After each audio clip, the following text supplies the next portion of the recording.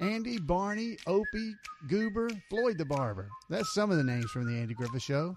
Drop by Two Chairs No Waiting, The Andy Griffith Show fan podcast, and we'll visit with some of those folks, along with tribute artists and fans and just all kinds of things related to The Andy Griffith Show.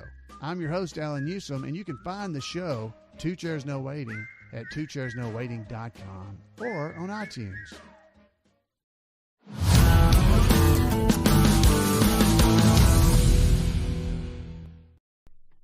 Howdy, partners. You're listening to Conversations with Jacob, hosted by my good friend, Jacob Waller. Make sure to check out the podcast where podcasts are available and check out the video version on YouTube. You can follow us on social media. Facebook is Conversations with Jacob. Twitter is at CWJ Podcast. And you can visit our website, conversationswithjacobpodcast.weebly.com. Hey, you got a show idea? Maybe a guest suggestion? Email us at conversationswithjacob@gmail.com. Now, here's your host, Jacob Waller. And what's going on, everybody, and welcome back to another episode of Conversations with Jacob. Today is episode number 64, and I gotta say, today it's a windy day here in Martinsville, Virginia. Yesterday it was rain, and now today it's just windy, you know. But anyways, on today's episode, we got a good guest lined up for you. But before we get to our guest this week, which I want to make a few announcements. You can check out the website, as mentioned in the intro, upcoming shows, past guests. Which I'm also working on something special for the website. I don't want to confirm nothing because it may not happen. Check out Two Chairs No Waiting. It's an Andy Griffith fan podcast hosted by my good friend, Mr. Adam Newsom. twochairsnowaiting.com, or you can watch it on YouTube. Also, if you like cars, cool cars, old cars, any kind of cars, check out the Rocky Mountain Cruise In 2024. The next cruise in, as of this recording, is June 1st, 2024. And if you missed that one, you could check it out on July 6th of 2024. And joining me today is Jonathan Farley. He graduated from Harvard University, the second highest grade point average in his class.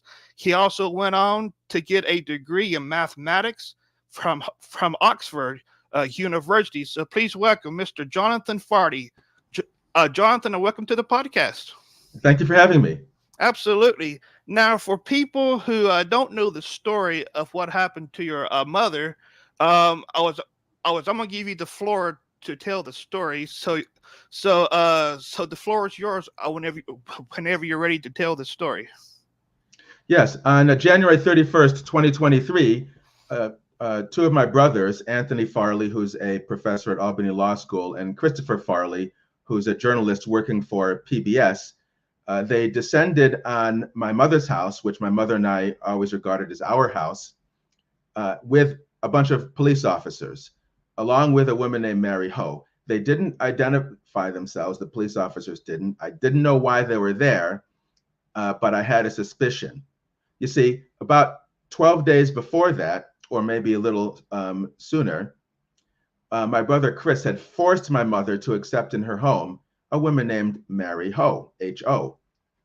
My mother didn't want to live with this person. It was my mother's house, not my brother's. He had no authority, legal or otherwise, to force my mother to accept someone in her home. And in fact, my mother called me just a few days after Mary Ho had been foisted on her, saying that Mary Ho was treating her like an idiot dog. That's a quote from my mother.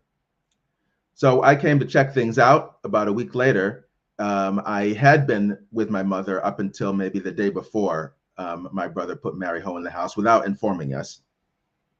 And it was even worse than I thought. Mary Ho had taken over about half of our house. My mother had been moved from her bedroom to another room, which still had more of Mary Ho's stuff in it. Mary Ho had about 50 boxes in our garage, 50. And but my brother Chris drove up from where he lives in New Rochelle, New York, 400 miles away, with his son Dylan, who was about 20 years old, 6'5", 220 pounds.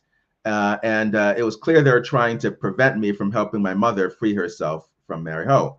But the next day, they all left. Chris Farley, his son Dylan, Mary Ho. Mary Ho's stuff is still in the house, but they had all left.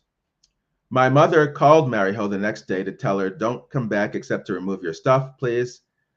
Instead, 2 days after that, that's when this police raid occurred. My brother Chris, my brother Anthony, who had seen my mother 3 times in 5 years, Mary Ho, and a bunch of police officers came. And I thought they were there to force us to keep Mary Ho in our house, because I didn't know what the laws were regarding tenants. In fact, my mother had every right to tell Mary Ho to go. Mary Ho had been there 8 days or less. In New York, you have to be somewhere 14 days before you have some legal rights to stay. But instead, my mother was taken. So on the police body camera footage, which you can see at the website enafarleyjan31.com, I'm asking the police, what are our legal rights? Does my mother have to go with you? My mother is saying, I want to see a lawyer. My mother is saying, I do not want to leave my property, and yet they took her.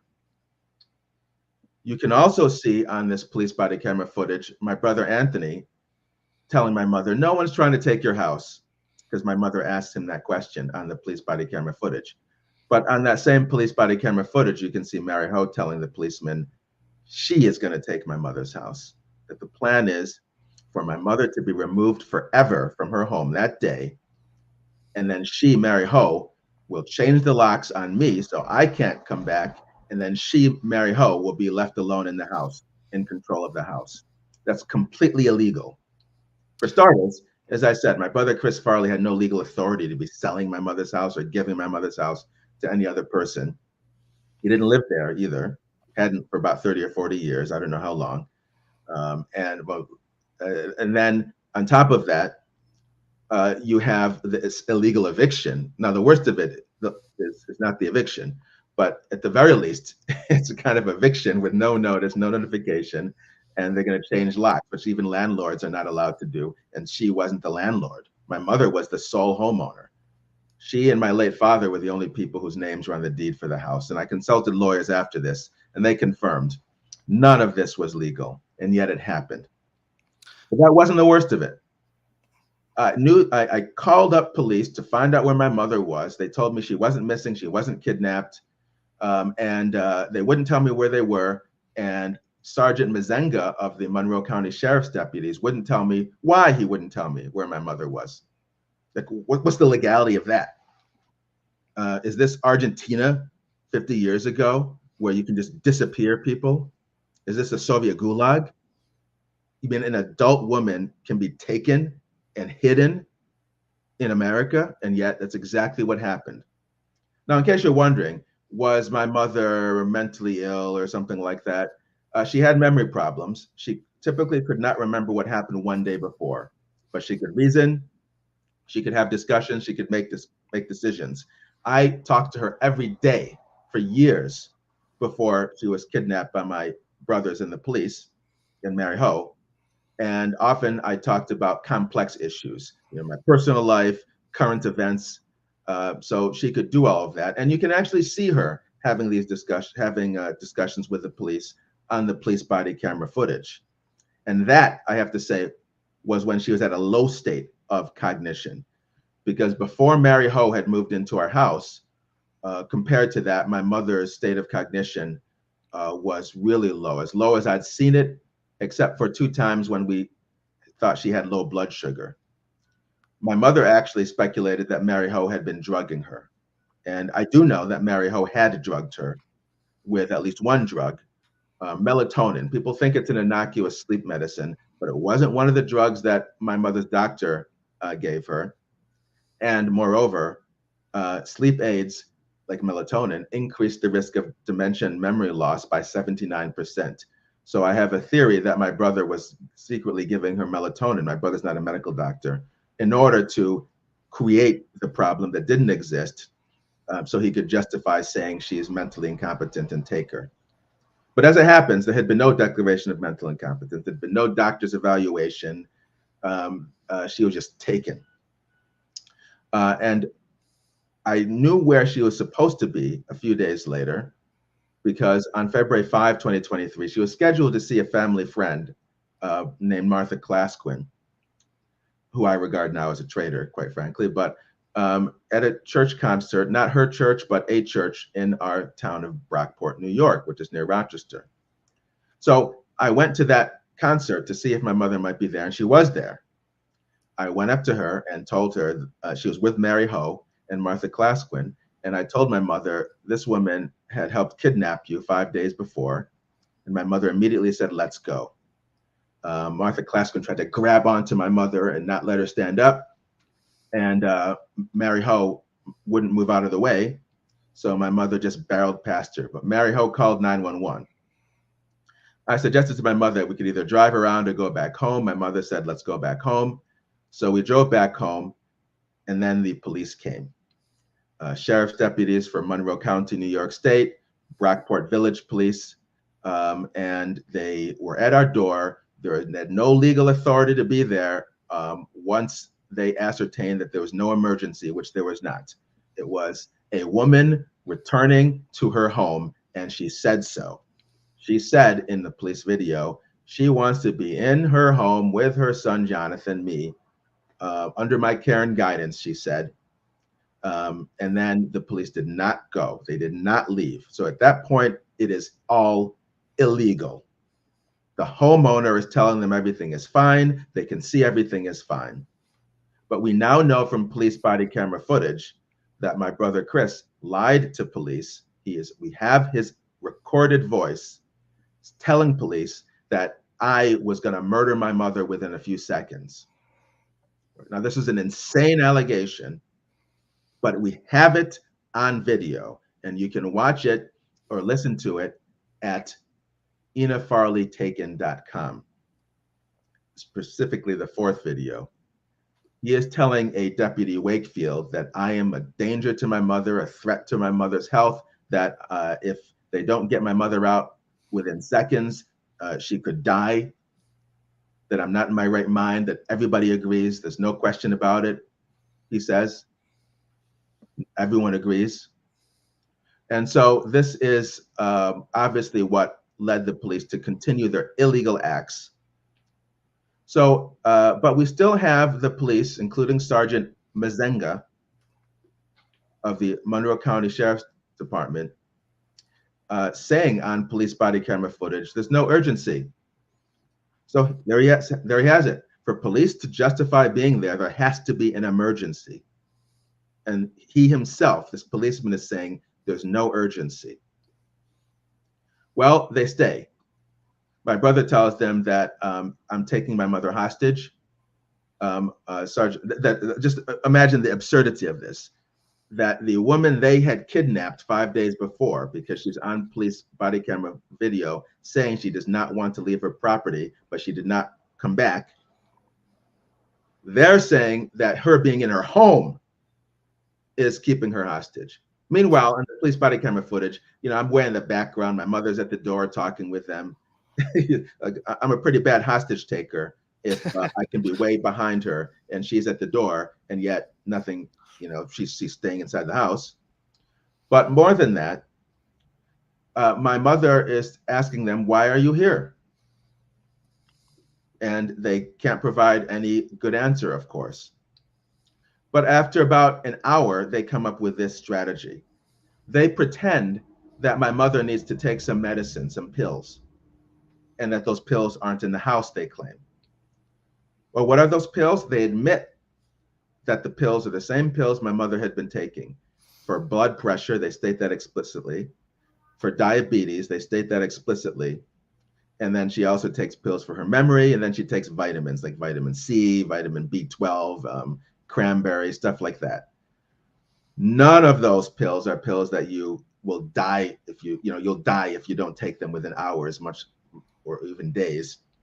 But moreover, I told the police, and it's on the police body camera footage, that those pills were in the house.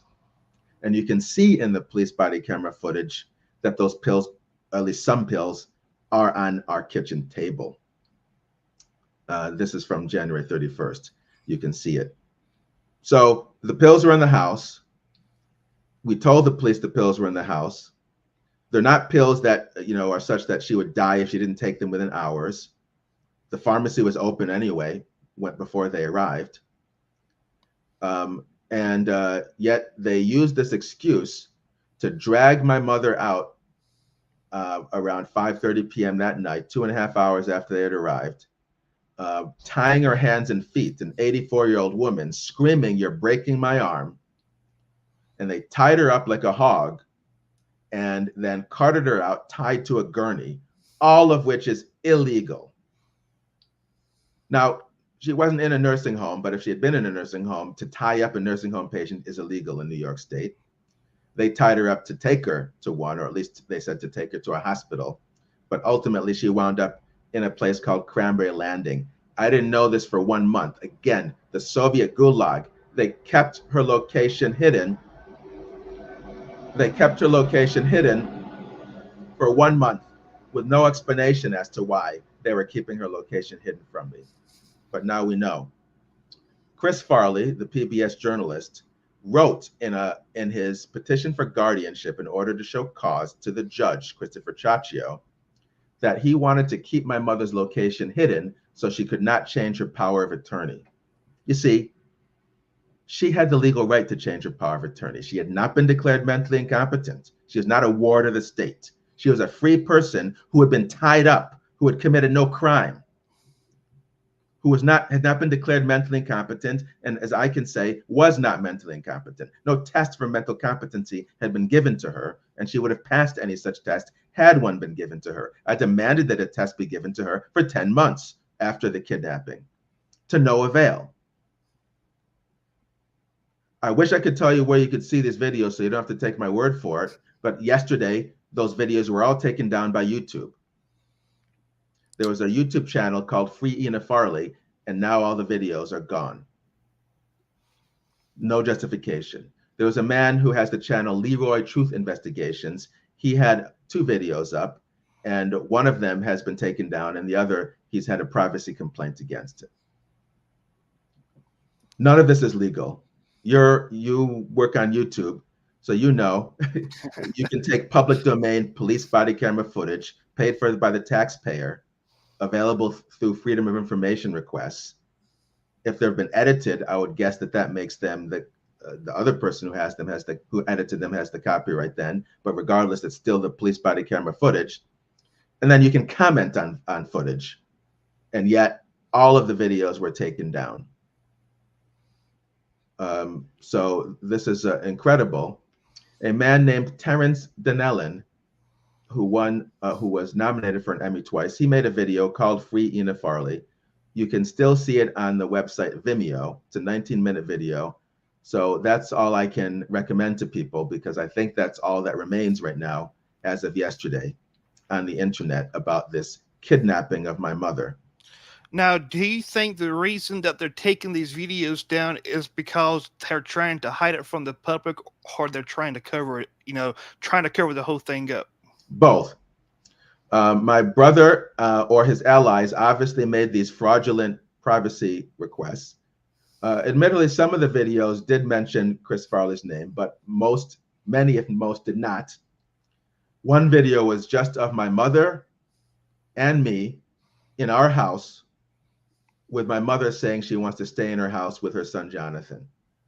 And it's police body camera footage. There's no possible way that Chris Farley or his allies could say this violates their privacy. And they can't make a claim on behalf of my mother because they don't have the control of my mother. A month after Chris kidnapped my mother, he was declared temporary guardian, but when he kidnapped her, he was not. He had no authority to do what he did. It was completely illegal. And his temporary guardianship was revoked. So on February 6th, he was no longer temporary guardian. These privacy complaints occurred either yesterday or the day before. So Chris has no authority to be speaking on behalf of Ena Farley, my mother, who did not obviously make the privacy complaints. So, and this right here kind of shows that police would just believe they would just believe anybody without any proof. Sorry? Well, So from this whole situation, the police would just believe anybody without any proof. Yes, that's exactly what they did. They heard one party, Chris Farley, and just acted on his word. There was no investigation, no assumption that maybe there's another side, no assumption that maybe Chris Farley had an ulterior motive. And of course, they didn't even believe their own eyes, that here is a woman who is having a discussion with them. Like, why do you care? That's what my mother was telling them, about whether or not I take my diabetes medicine. Why do you care? What business is it of yours? What authority do you have to take me? My mother was telling them. She was making all these arguments. In the police report, or maybe it was the court evaluator's report, they describe it differently. They say that they talked to me for 2 hours. You see, they have to phrase it that way, because if they admit that they talked to my mother for 2 hours, then they would be admitting that they talked to a mentally competent woman who was in control. So they have to mislead by making it seem like, no, she was out of it. They weren't talking to her. They were talking to me. But they were talking to my mother for 2 hours. And my mother was making these perfectly reasonable, logical arguments. Now, do you think this kind of thing happens like every day to other people? I hope not. There are thousands of comments. Of course, now they've all disappeared. And most of the comments were people saying this is horrific. All these police should be arrested, which they should. And the ambulance workers who tied her up. And of course, my brother, Chris Farley, the PBS journalist, and Anthony Farley, the Albany Law School professor. They should all be arrested. I've been demanding that the district attorney from Monroe County charge someone with a crime. Her name is Sandra Dorley. And over a year later, she has not. I've written her 2 letters since December, no response. The second letter arrived Monday. And then strangely, these privacy requests were enforced, showed up yesterday. But this is, no one likes it when you talk about conspiracies, but this is a widespread situation of some kind of cover-up. There's no question that a crime occurred. You can't take someone from her house unless there's an emergency who has not been declared mentally incompetent when no one else owns the house, only her. There's no question this was illegal.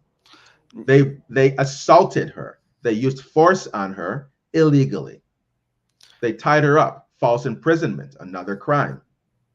And yet, no one has been charged, and no explanation has been given to me for why no one has been charged by the district attorney. What is going on here? So I still demand or ask people to contact the district attorney from Monroe County. You can just Google district attorney Monroe County and find her email address and telephone number. But I don't have any faith now that will get anywhere because she has had 1 year. So I don't know what help to get. If anyone in your audience can suggest a lawyer so I can begin to sue someone, whether it's Monroe County government or the Monroe County Sheriff's Office or the Adult Protective Services Agency from Monroe County, because they were informed and obviously did not protect my mother. You should see how she wound up at the place where they put her. In one video and in a couple of photographs, you can see my mother with 2 huge bruises on both sides of her face, blood in her left eye, and she complains in the video of pain in her chin. This wasn't how she was left after she was dragged out, but after months being held against her will in this facility called Cranberry Landing, a memory care facility. That's how she was being taken care of. And the woman who made the video said that my mother had said she'd been beaten by an employee. And that wasn't the only complaint my mother had made over the course of the year she was held against her will at this facility called Cranberry Landing. My brother Chris even prevented her from making phone calls. He prevented her from receiving visitors of her choice. He prevented her from choosing her own attorney. Even criminal convicts in a prison have those rights. A criminal who's been convicted in prison can make phone calls, can choose his own attorney, can decide on who can visit him. My mother had none of those rights, and yet no one is complaining. No elder abuse agency did anything. This abuse continued for a year. She was given drugs without her consent. Drugs that had as a known side effect an increase in confusion. She's in a memory care facility and they give her drugs that make her worse. All of this is allowed, violation of the Nuremberg Code. I fought for 1 year in the courts to free my mother unsuccessfully. And we were not allowed to even talk to her. We were not allowed to have our own doctors evaluate her. We were not allowed to see her medical records. We were not allowed to see her bank records. Why do I mention her bank records? My brother had complete control of her assets once he kidnapped her.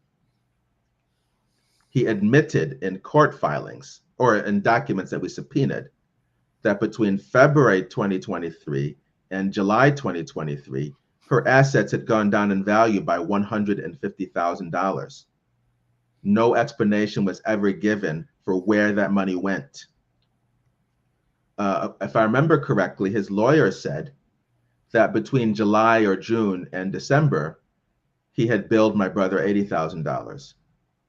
So we can double that maybe and come up with an estimate for how much money my brother spent to keep my mother incarcerated. My mother had committed no crime. Perhaps $160,000. In what universe does that make any sense? That you spend $160,000 to keep your mother incarcerated against her will, and it was against her will. We have the video footage and we have reports from Cranberry Landing of my mother saying, "I'm a prisoner. I want to call the police. Release me. I've never been treated this way in my entire life since I've come to this country." She's from Jamaica. So we have the video and the documentary proof that it was against her will. And yet my brother's willing to spend $160,000 perhaps to keep her in this torture chamber. What sense does that make? It's not for her health. We can see the videos of my mother with the blood in her eye, the 2 bruises on both sides of her face, complaining about the pain in her chin. So he's not doing this for her health. Obviously, if he had been, he would have removed her from that facility as soon as he heard that she had blood in her eye, 2 gigantic bruises on both sides of her face, and pain in her chin. But he didn't. He kept her there. So now, the logical explanation, yes, go ahead. Okay. Now, for the ones that are listening or watching this, they may question, and why did y'all let the police in to begin with, and why not talk to him at the door? My mother is the one who is in charge. I told my mother, don't let the police in, but she makes the decisions. So she let them in. The first time they kidnapped her on January 31st, 2023, they did not say they were here to take her. So I assumed that they were, which is, I'm sure, it's definitely a violation of protocol, but probably a violation of the law. They had no papers, no documents, no warrant. They didn't even identify who they were. I didn't know if they were Monroe County Sheriff's deputies or Brockport Village Police. I had to find that out the next day or two. But even though my mother is on video saying, "I don't want to leave my property," the police told me, a woman, I think her name was Stephanie, told me that my brothers are just taking her out for a drive or maybe to dinner. Now, I guess police can legally lie to you. We now know that the police had as their original plan to remove my mother permanently from her house on that day. So the woman knew she was lying to me when she said that. However, that's what they said. So we did not know that you could be kidnapped like this. And in fact, you're not supposed to be able to be kidnapped like this. This is all illegal. Where is the American Civil Liberties Union? In New York, they call it the New York Civil Liberties Union. Where are the women's organizations? I wrote the local president of the National Organization of Women. Where's the NAACP? Where's the National Urban League? Black organizations, civil rights organizations. Where are they? A woman was taken from her home and not returned. She was kidnapped. Lawyers don't like it when I use that term, but that is the only correct term for a layperson. She was taken from her house the second time by force. She was taken to a place where we now have a record that she did not want to be and considered herself a prisoner. It's incontrovertible that there was no legal authority to do that. Certainly not for the first month until my brother became temporary guardian. And yet it was all allowed and is still being allowed because no one is being charged with a crime. Now I've seen the video, and I think in the video which you said that if you do something about it, then they'll end up arresting you. Yes, Sergeant Mazenga of the Monroe County Sheriff's Office. He was a supervisor of Zone C of the Monroe County Sheriff's Office. He had told me, and you can watch the police body camera footage, he had told me that if I even speak to my mother, he would arrest me. I'm not a lawyer. This sounds like a complete violation of the First Amendment. He's not saying that if I interfere with them, he'll arrest me. He's saying if I even speak to my mother, they'll arrest me. Wow. Outrageous. Yet he has not been fired. He has not been arrested. Now, I was also in the video when they was talking to your mother, which I noticed in the background had one of the officers kind of smirking a little bit. Yes. So Leroy Truth Investigations makes a point of this. He says we should have that woman's job. I don't believe she was a police officer per se. I think she was one of the ambulance workers. And yes, they thought this was all amusing. This brutalization of an 84-year-old woman illegally by the police. All of them need to be not just fired, but arrested. Incidentally, I made a Freedom of Information request, and Monroe County's government told me they don't even know the names of the ambulance personnel. That's an obvious lie. In the video, you can also hear me demanding the body camera footage. They prevented me from getting it for about 8 months. And normally guardianship trials happen after 28 days. So they kept the footage from me long enough so that they thought that I would lose the guardianship trial. But as it happens, I fought legally long enough so that I had the footage, but we were still at a disadvantage in the guardianship case. Eventually, my brother was removed as temporary guardian, but he still is continuing his vicious fight. And I suspect that if you put this video up on YouTube, YouTube will tell you to take it down. So be prepared for that and fight back. Yeah, probably so. Now, for people that's watching this, they're probably, kind of minds go, how the human mind goes all over the place. Do you think that this right here was kind of, I don't know, about race? My mother shouts that they're doing this because I'm Black. I'd love for someone to show me 10 people that the Monroe County Sheriff's Office has done this to in the past 30 years. And that's the only way you could prove her wrong.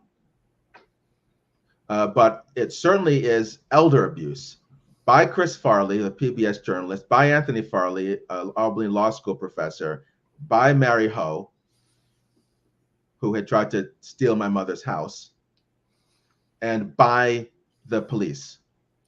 It's certainly elder abuse. They have a woman there who's 84, and because she's 84, they think anybody can show up and take her.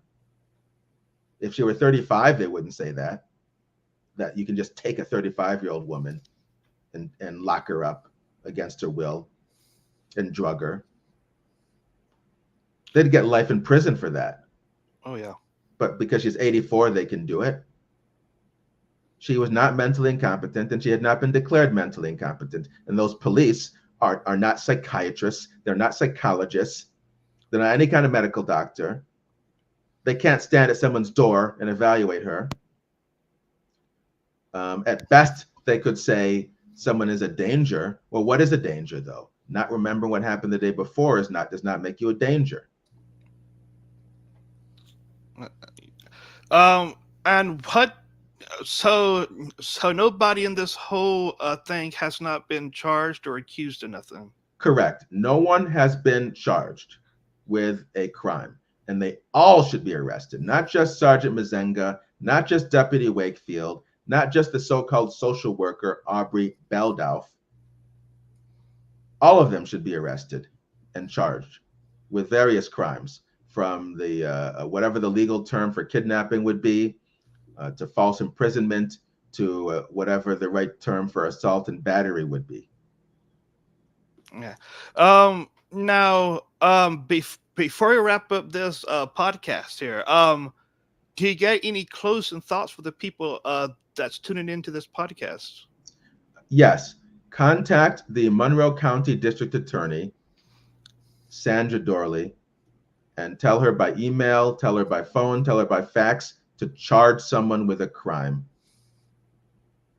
Yeah, absolutely.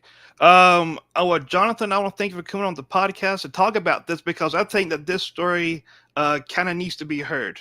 Yes. And I hope you get the 1 million views. We had about 550,000 views collectively, maybe more, 600,000 if you count all the videos about my mother and related to this incident, that the videos that YouTube has removed now. So let's hope that you get it. And I hope that something actually is done finally. And what I'll do with this video here on YouTube, I'll put the link down to the link that you sent me, which I think it was last night, to the Vimeo video, which that will be down below in the description on YouTube, and for people that wants to watch it.